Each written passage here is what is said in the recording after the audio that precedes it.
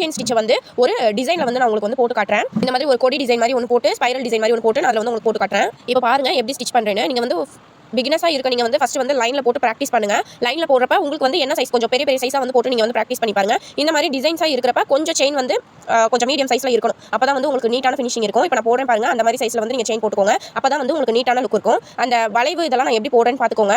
ஸ்டார்டிங்கில் உங்களுக்கு அந்த வளைவு இதெல்லாம் கொஞ்சம் கஷ்டமாக இருக்கும். நம்ம ஆல்ரெடி போட்ட வீடியோஸ்லாம் நீங்கள் பார்த்துருந்தீங்கன்னா எட்ஜஸ்லாம் எப்படி வந்து நீடியில் திருப்பணும், வளைவாக இருக்கிற இடத்துல வந்து எப்படி ஸ்டிச்சஸ் போடணும் அப்படிங்கிறது வந்து நான் டீட்டெயிலாக வந்து கொடுத்துருக்கேன். அந்த வீடியோட லிங்க்கையும் நான் டிஸ்கிரிப்ஷனில் கொடுக்குறேன், வேணும்னா பார்த்துக்கோங்க. இப்போ வந்து ஒரு லைன் வந்து அந்த கொடி டிசைன் மாதிரி இருக்கு பாருங்க, அது வந்து போட்டு எண்ணில் வந்து எண்ணா போட்டு முடிச்சுட்டு பக்கத்தில் வந்து 2 ஸ்பைரல் போட்டுருக்கேன் பாருங்க, அதையும் வந்து நான் போட்டு கம்ப்ளீட் பண்ணுறேன். வந்து நம்ம டபுள் செயின் போடுறதுக்கு வேற ஒரு கலர் த்ரெட் எடுத்துருக்கேன். நான் கிரீன் கலர் த்ரெட் எடுத்துருக்கேன். அதை வந்து அந்த முன்னாடி சொன்ன மாதிரி தான் அந்த ஆல்ரெடி போட்ட செயினுக்கு சென்டர்லேருந்து த்ரெட் வெளியே எடுத்துக்கணும், அடுத்த செயின் சென்டர்லேருந்து த்ரெட் வெளியே எடுக்கணும் அப்படின்ட்டு அந்த ஆல்ரெடி போட்ட லைன் மேலேயே வந்து கேப்பில் ஒரு செயின் போட்டோம்னா அந்த கேப்பில் வந்து நீடில் விட்டு எடுத்து நம்ம ஸ்டிச்சஸ் போடணும். அவ்வளோதான். இந்த டிசைனை வந்து நான் ஃபுல்லாக ஸ்டிச் பண்ணி முடிச்சுட்டு எப்படி இருக்குன்னு காட்டுறேன். கம்ப்ளீட் பண்ணோன்னே இந்த மாதிரி தான் இருக்குது. நீங்களும் இந்த மாதிரி